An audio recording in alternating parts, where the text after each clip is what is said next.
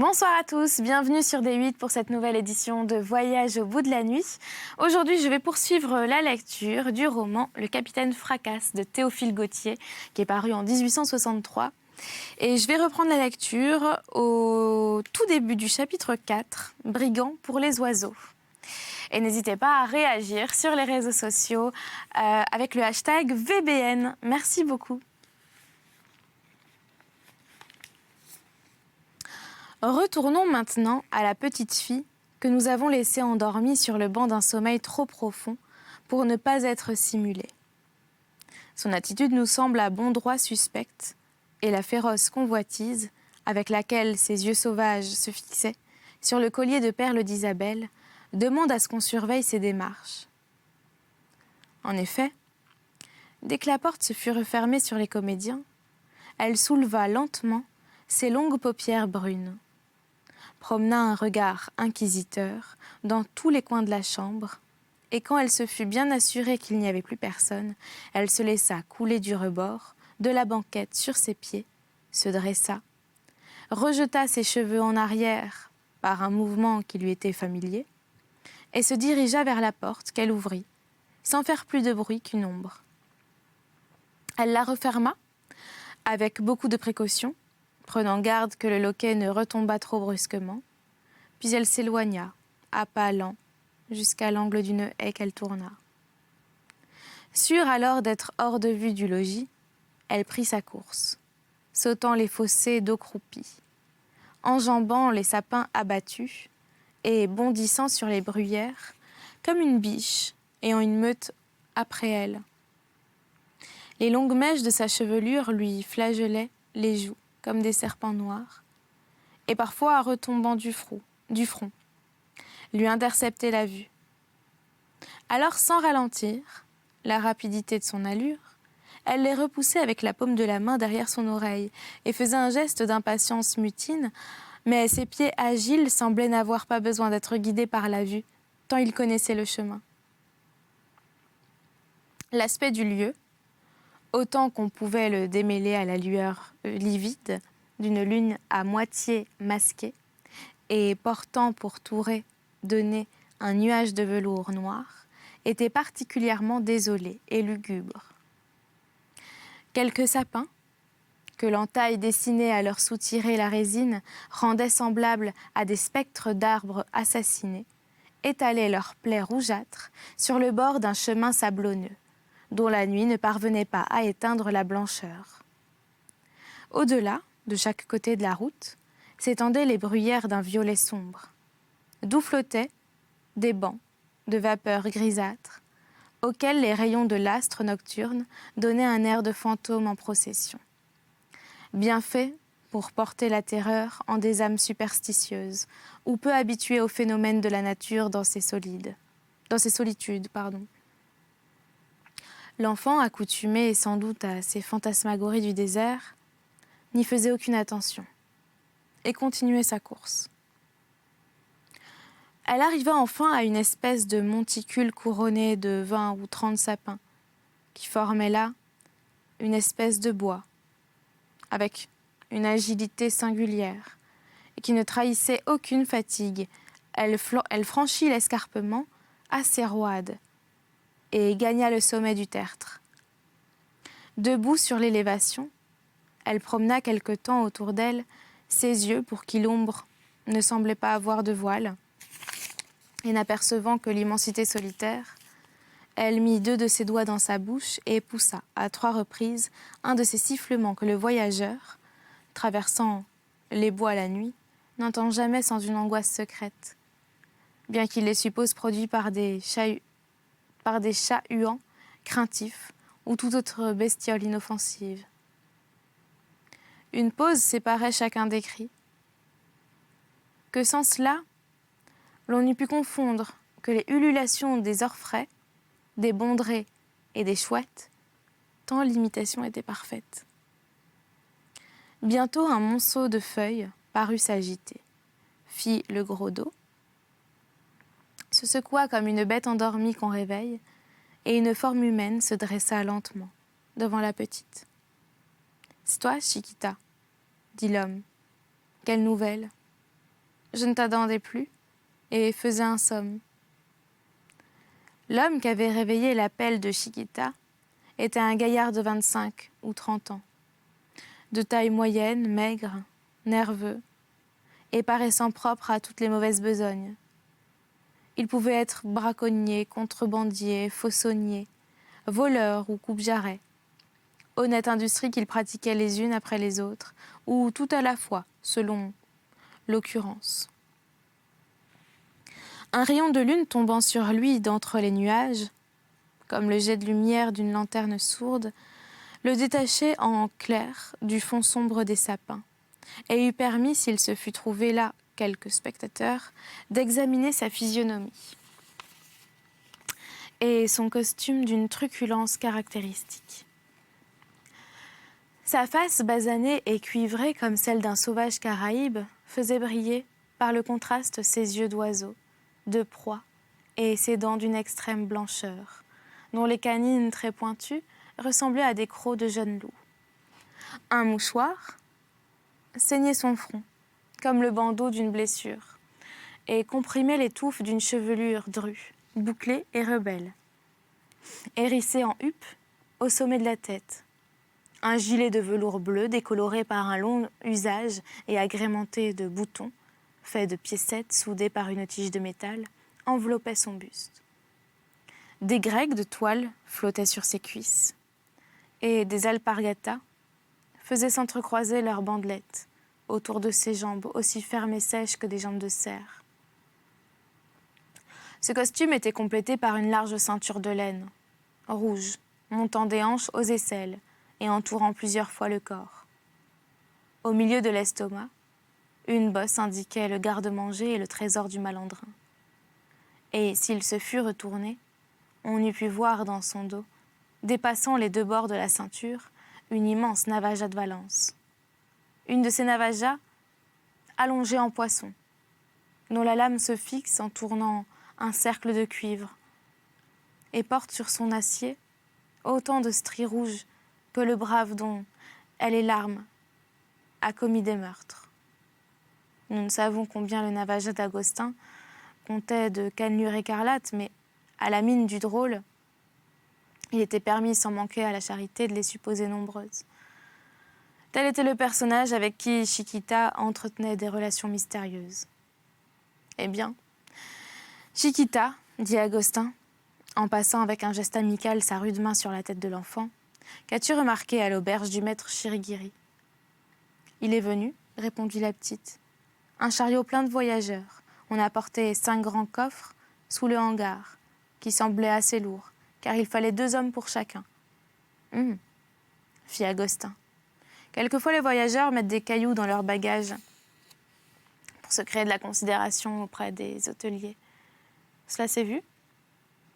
Mais, répondit Chiquita, les 3 jeunes dames qui sont avec eux ont des galons en pansementerie d'eau sur leurs habits. L'une d'elles, la plus jolie, a autour du cou un rang de gros grains blancs d'une couleur argentée et qui brille à la lumière. Oh, c'est beau, bien magnifique.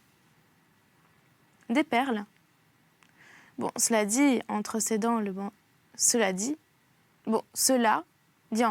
bandit, pourvu qu'elle ne soit pas fausse. On travaille d'un si merveilleux goût à Murano, et les galants du jour ont de morale si relâchée.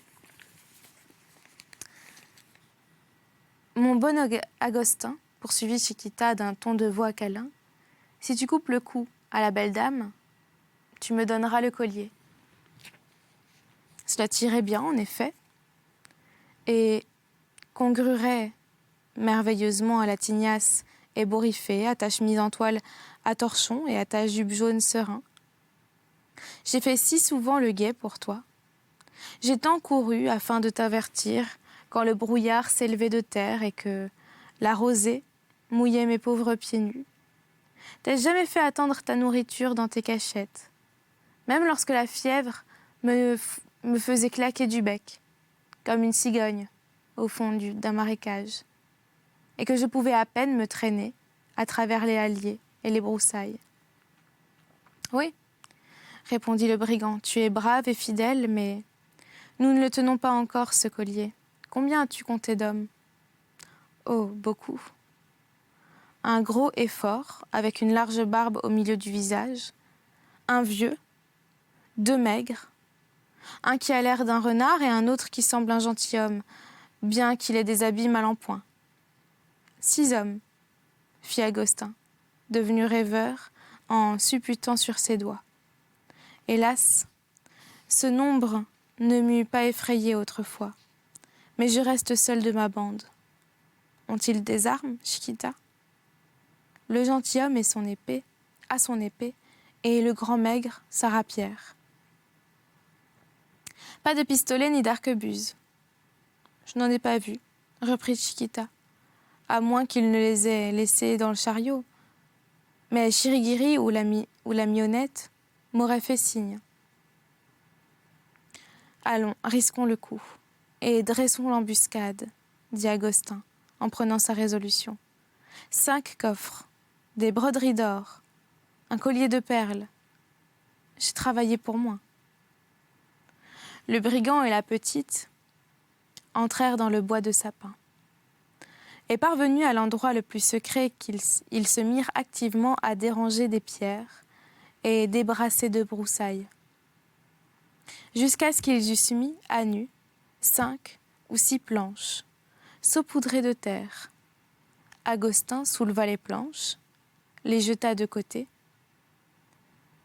et descendit jusqu'à mi-corps dans la noire ouverture qu'elle laissait béante.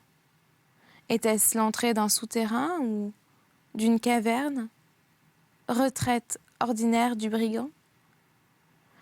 La cachette où il serait les objets volés? L'ossuaire où il entassait les cadavres de ses victimes? Cette dernière supposition eût paru la plus vraisemblable aux spectateurs. Si la scène eût eu d'autres témoins que les choucas perchés dans la sapinière, Agostin se courba, parut fouiller au fond de la fosse, se redressa, tenant entre les bras une forme humaine d'une roideur cadavérique, qu'il jeta sans cérémonie sur le bord du trou. Chiquita ne parut éprouver aucune frayeur à cette exhumation étrange et tira le corps par ses pieds à quelque distance de la fosse, avec plus de force que sa frêle apparence ne permettait d'en supposer. Agostin, continuant son lugubre travail, sortit encore de cette aceldama 5 cadavres que la petite fille rangea auprès du premier, souriant comme une jeune goule prête à faire ripaille dans un cimetière. Cette fosse ouverte, ce bandit, arrachant à leur repos les restes de ses victimes, cette petite fille, aidant à cette funèbre besogne, tout cela sous l'ombre noire des sapins, composa un tableau fait pour inspirer l'effroi aux plus braves. Le bandit prit un des cadavres, le porta sur la crête de l'escarpement, le dressa et le fit tenir debout en fichant en terre le pieu auquel le corps était lié. Ainsi maintenu, le cadavre singeait assez à travers l'ombre l'apparence d'un homme vivant. Hélas, à quoi en suis-je réduit par le malheur des temps, dit Agostin avec un an de Saint-Joseph. Au lieu d'une bande de vigoureux drôles, maniant le couteau et l'arquebuse comme des soldats d'élite, je n'ai plus que des mannequins couverts de guenilles, des épouvantails à voyageurs, simples comparses de mes exploits solitaires. Celui-ci, c'était Matasierpe, le vaillant espagnol, mon ami de cœur, un garçon charmant, qui avec sa navaja traçait des croix sur la figure des gavaches, aussi proprement qu'avec un pinceau trempé dans du rouge. Bon gentilhomme d'ailleurs. Hautain comme s'il était issu de la propre cuisse de Jupiter, présentant le coude aux dames pour descendre de coche et détroussant le bourgeois d'une façon grandiose et royale. Voilà sa cape, sa golie et son sombrero à plumes, incarnadine, que j'ai pieusement dérobé au bourreau, comme des reliques, et dont j'ai revêtu l'homme de paille qui remplace ce jeune héros digne d'un meilleur sort. Pauvre Matasierp, cela le contrariait d'être pendu. Non qu'il se souciât du trépas, mais comme noble, il prétendait avoir le droit d'être décapité. Par malheur, il ne portait pas sa généalogie dans sa poche, et il lui fallut expirer perpendiculairement. Retournant près de la fosse, Agostin prit un autre mannequin coiffé d'un béret bleu. Celui-là, c'est Iskibaïval, un fameux, un vaillant. Plein le cœur à l'ouvrage, mais il avait quelquefois trop de zèle et se laissait aller à tout massacrer. Il ne faut pas détruire la pratique, que diable. Du reste, peu âpre au butin, toujours content de sa part, il dédaignait d'or et n'aimait que le sang. Brave nature, et quelle belle attitude il eut sous la barre du tortionnaire lorsqu'il fut roué en pleine face d'Orthez. Régulus et Saint-Barthélemy ne firent pas meilleure contenance dans les tourments. C'était ton père, Chiquita. Honore sa mémoire et dis une prière pour le repos de son âme. La petite fit un signe de croix et ses lèvres s'agitèrent comme murmurant les paroles sacrées. Le troisième épouvantail avait le pot en tête et rendait dans les bras d'Agostin un bruit de ferraille. Un plastron de fer luisait vaguement sur son buffle en lambeaux et des targuettes brimbalaient sur ses cuisses. Le bandit fourbit l'armure de sa manche pour lui rendre son éclat. Un éclair de métal qui flamboie dans l'ombre inspire parfois une terreur salutaire. On croit avoir affaire à des gendarmes en vacances.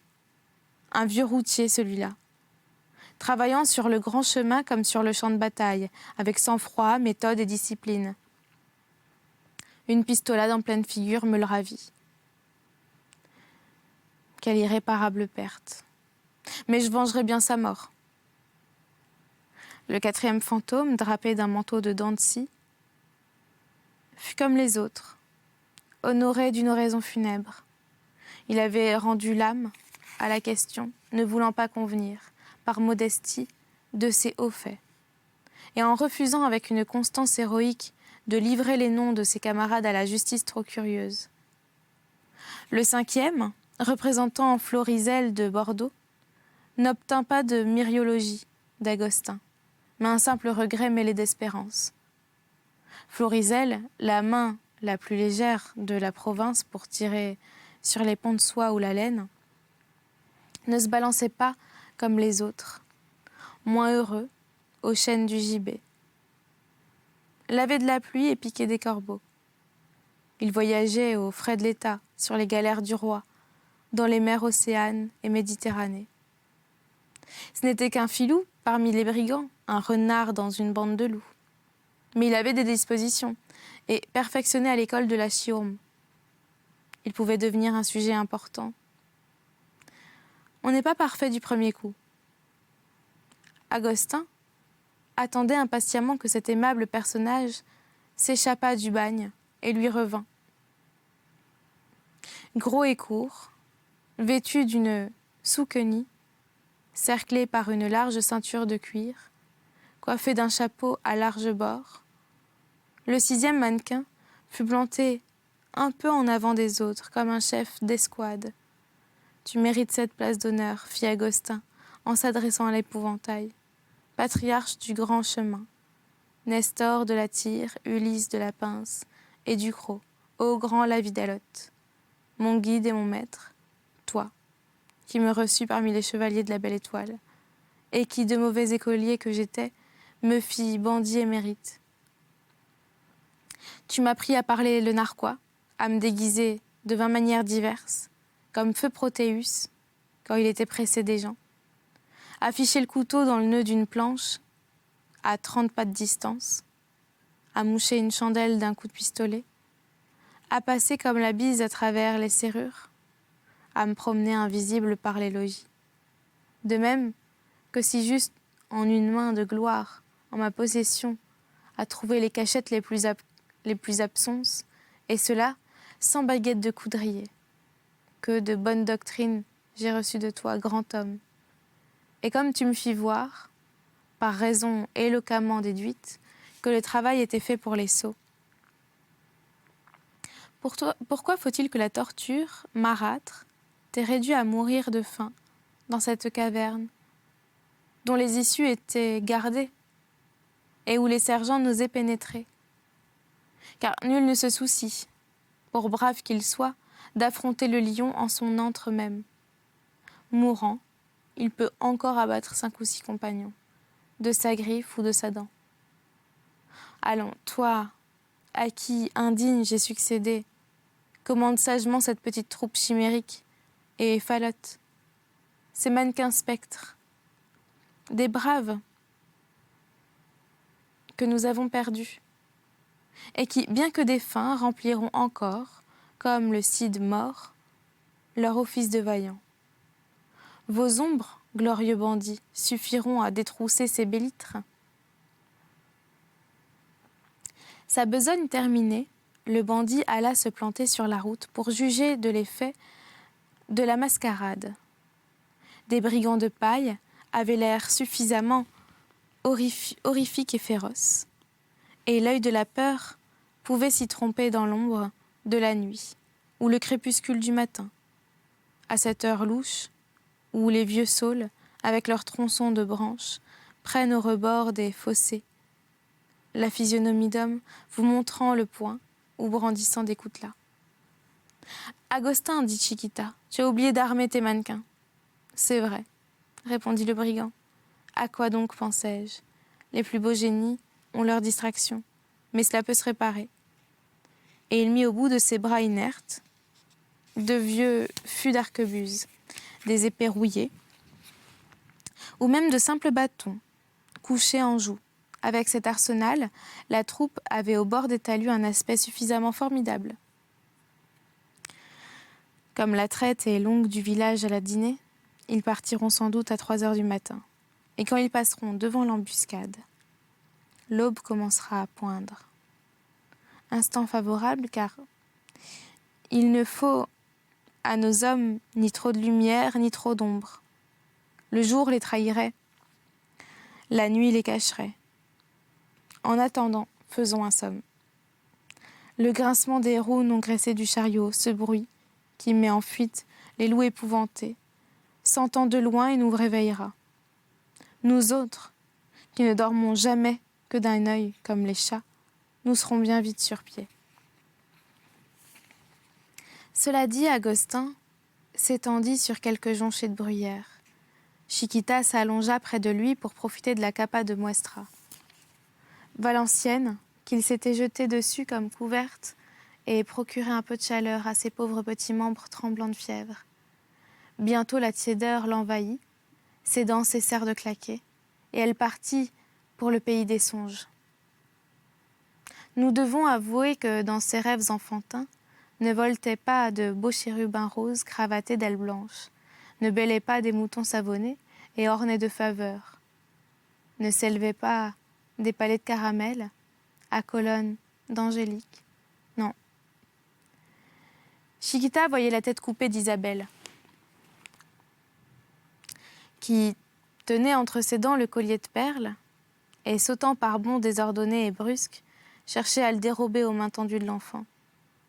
Ce rêve agitait Chiquita et Agostin à demi réveillés au soubresaut, murmurait parmi un ronflement: « Si tu ne te tiens pas tranquille, je t'envoie d'un coup de pied au bas du talus, gigoter avec les grenouilles. » Chiquita, qui savait Agostin homme de parole, se le tint pour dit et ne bougea plus. Le souffle, de leur respiration égale, fut bientôt le seul bruit qui trahit la présence d'êtres vivants dans cette morne solitude. Le brigand et sa petite complice buvaient à pleine gorgée, à la coupe noire du sommeil, au milieu de la lande, quand, à l'auberge du soleil bleu, le bouvier, frappant le sol de son aiguillon, vint avertir les comédiens qu'il était temps de se mettre en route. On s'arrangea comme on put dans le chariot.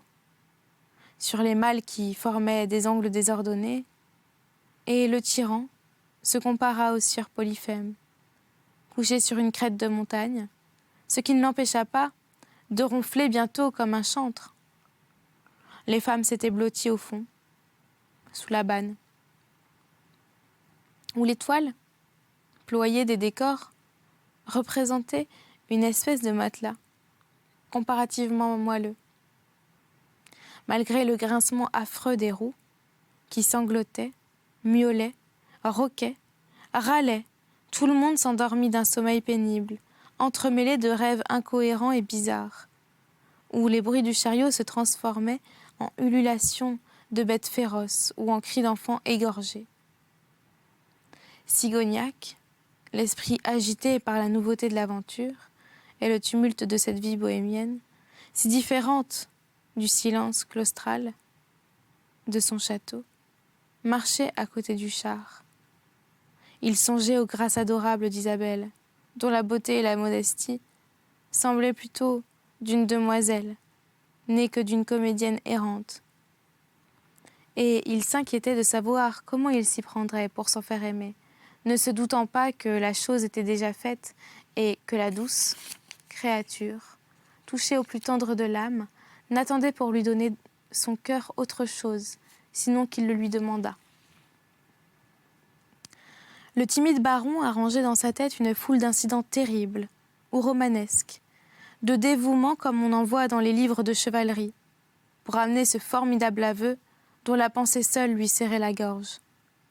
Et cependant cet aveu qui lui coûtait tant, la flamme de ses yeux, le tremblement de sa voix, ses soupirs, mal étouffés, l'empressement un peu gauche dont il entourait Isabelle, les réponses distraites qu'il faisait aux comédiens, l'avait déjà prononcé de la façon la plus claire.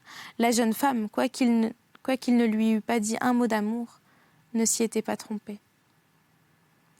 Le matin commençait à grisonner. Une étroite bande de lumière pâle s'allongeait au bord de la plaine, dessinant un nom en noir d'une manière distincte, malgré l'éloignement, les bruyères frissonnantes et même la pointe des herbes. Quelques flaques d'eau, égratignées par le rayon, brillaient çà et là comme les morceaux d'une glace brisée. De légers bruits s'éveillaient et des fumées montaient dans l'air, tranquilles, révélant à de grandes distances la reprise de l'activité humaine au milieu de ce désert. Sur la zone lumineuse, dont la teinte tournait au rose, une forme bizarre se profilait, qui, de loin, ressemblait à un compas tenu par un géomètre invisible mesurant la lande. C'était un berger monté sur ses échasses, marchant à pas de faucheux à travers les marécages et les sables. Ce spectacle n'était pas nouveau pour Sigognac, et il y faisait peu d'attention, mais si fort qu'il fut enfoncé dans sa rêverie, il ne put s'empêcher d'être préoccupé par un petit point brillant qui scintillait sous l'ombre encore fort noire du bouquet de sapins où nous avons laissé Agostin et Chiquita. Ce ne pouvait être une luciole, la saison où l'amour illumine les vers luisants de son phosphore était passé depuis plusieurs mois. Était-ce l'œil d'un oiseau de nuit borgne ? Car il n'y avait qu'un point lumineux. Cette supposition ne satisfaisait pas Sigognac. On eût dit le pétillement d'une mèche d'arquebuse allumée. Et c'est là-dessus que nous allons arrêter cette lecture pour aujourd'hui. Et j'espère que vous l'avez apprécié. N'hésitez pas à réagir sur les réseaux sociaux avec le hashtag VBN. Merci beaucoup. Je vous souhaite une très bonne nuit ou une bonne journée. À très bientôt.